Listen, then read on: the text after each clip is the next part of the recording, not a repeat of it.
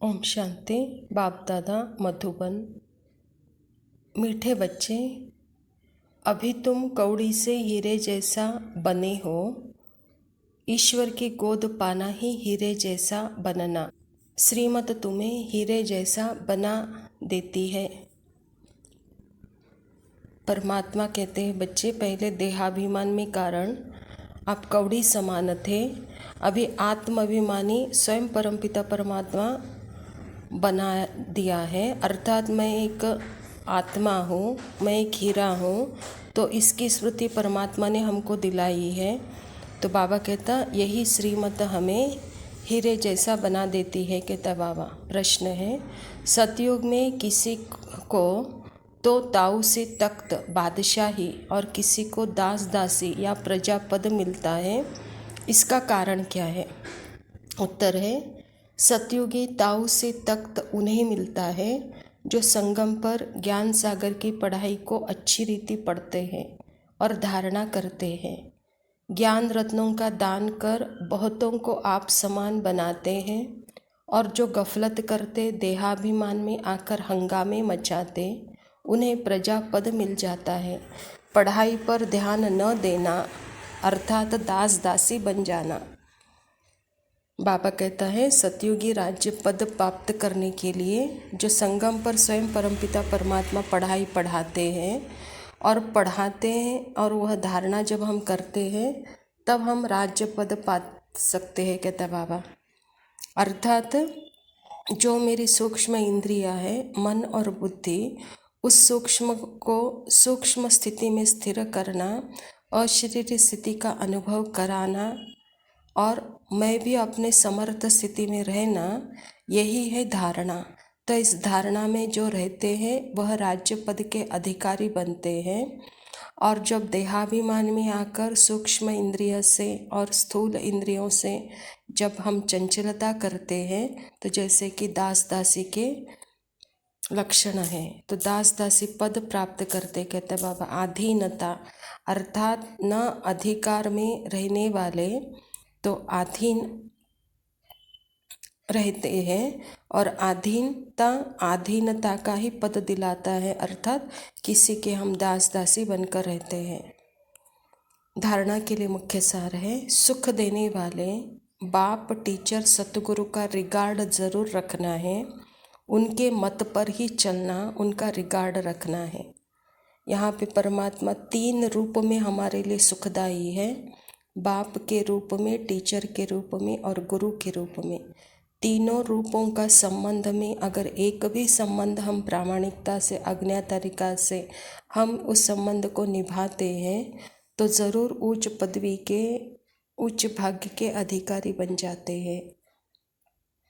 दूसरा पॉइंट है, घर का काम काज करते स्वयं को गॉडफादर का स्टूडेंट समझना है, पढ़ाई पर पूरा ध्यान देना है, मुरली मिस नहीं करनी है, सचखंड के लिए सच्ची कमाई करनी है। बाबा कहता है, इस शरीर निर्वाह करने के लिए जो भी कर्म मिला है तो परमात्मा के याद में रहते हुए, स्टूडेंट का अनुभव करते हुए, अर्थात जो परमात्मा ने हमको होमवर्क दिया है तो उस होमवर्क का अभ्यास करते हुए हम वो काम करना है।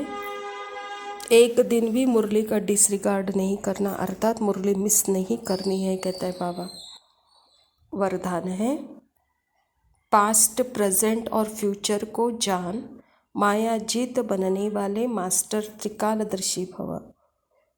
जो बच्चे तीनों कालों को जानते हैं वे कभी भी माया से हार नहीं खा सकते, क्योंकि वर्तमान क्या है और भविष्य में क्या होने वाला है दोनों ही त्रिकालदर्शी आत्मा की बुद्धि में स्पष्ट रहता है। क्या हूँ और क्या बनने वाला हूँ, वर्तमान और भविष्य दोनों का उन्हें नशा रहता है, उसी नशे और खुशी में उड़ते रहते हैं। इसीलिए उनके पाँव धरनी पर से ऊंचे होते हैं। वह देह के संबंध, देह के पुराने पदार्थों के आकर्षण में नहीं आते। बाबा कहता, वर्तमान में हम क्या हैं और भविष्य में क्या होने वाले हैं और कल क्या थे, ये तीनों का ज्ञान आज हमको है।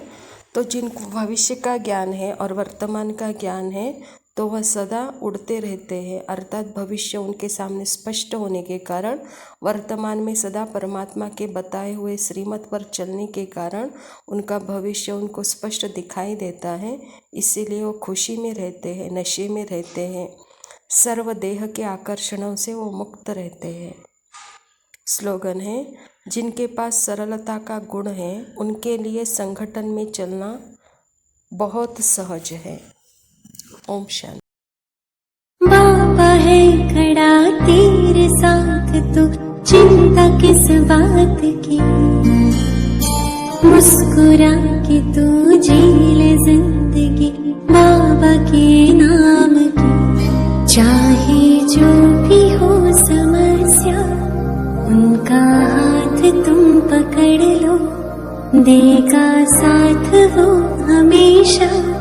तुम विश्वास उन पे कर लो, वो बस इतना हमसे कहता, बच्चे मुझको याद कर लो।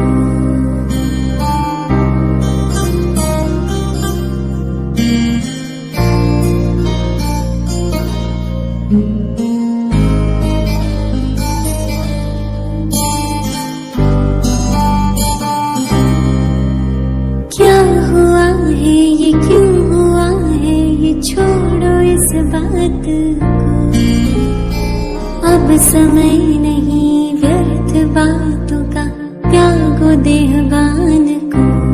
बन के ज्योति बिंदु आत्मा, परमात्मा को याद कर लो, देता वो हमें निमंत्रण। शक्तियों से झोली भर लो, वो बस इतना हमसे कहता, बच्चे मुझको याद कर लो, बच्चे मुझको याद कर लो।